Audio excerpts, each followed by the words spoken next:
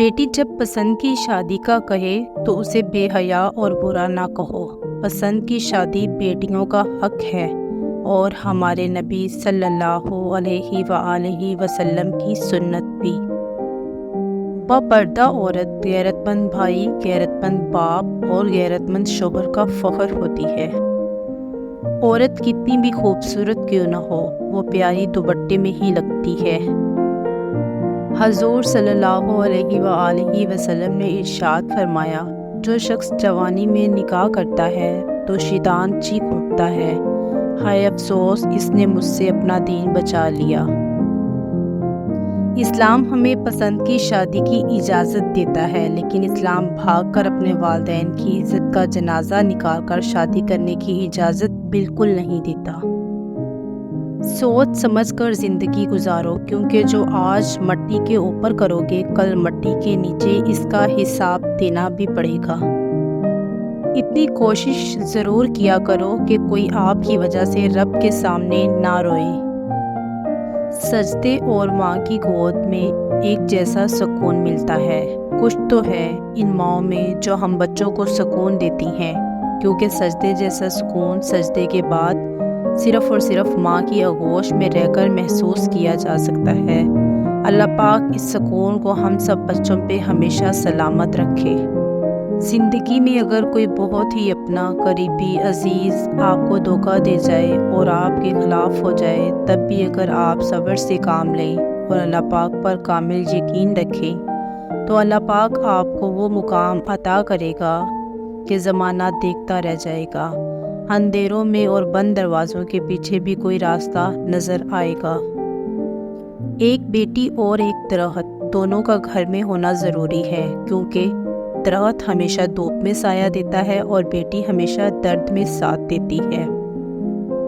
زندگی روز کچھ نہ کچھ سکھاتی ہے، لیکن بنیادی چیز یہ ہے کہ انسانوں سے توقعات کم سے کم رکھے اور اوپر جو ذات ہے اسی پر توکل رکھے۔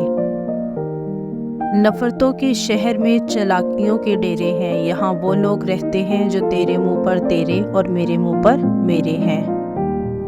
صرف کتے کا گوشت ہی حرام نہیں، حرام کی کمائی سے خریدا ہوا بکرے کا گوشت بھی حرام ہے۔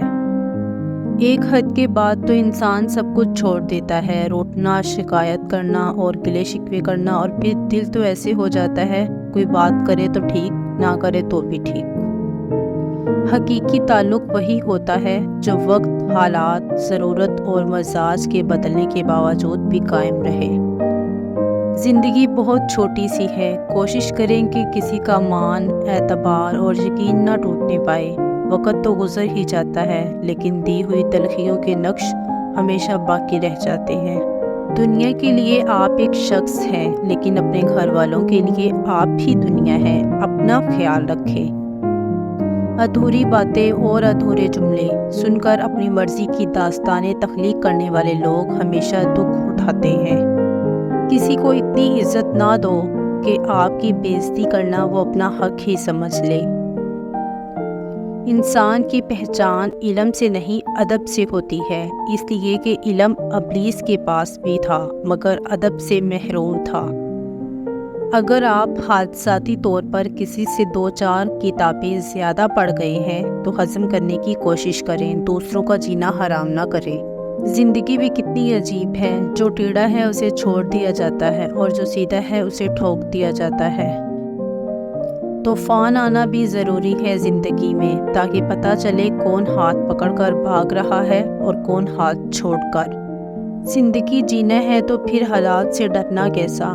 جنگ جو لازم ہو تو مقابل نہیں دیکھا کرتے۔ ذمہ داریوں کے ہجوم میں جو چیز سب سے پہلے گم ہوتی ہے وہ انسان کی اپنی شخصیت ہوتی ہے۔ خاموشی نامناسب سوالوں کا بہترین جواب ہے اور مسکراہٹ ہر حالات کا بہترین رد عمل ہے۔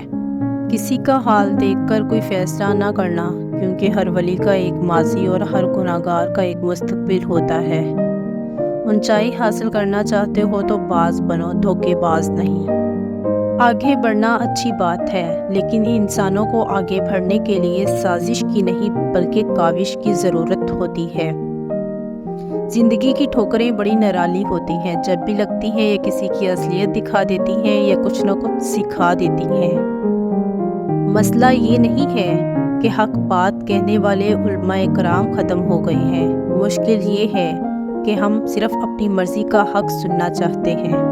1000 काबिल इंसान मर जाने से इतना नुकसान नहीं होता जितना कि एक अहमक के साहिब इख्तियार होने से होता है। एक नस्ल की जहालत दूसरी नस्ल की रवायत और तीसरी नस्ल का अकीदा बन जाती है।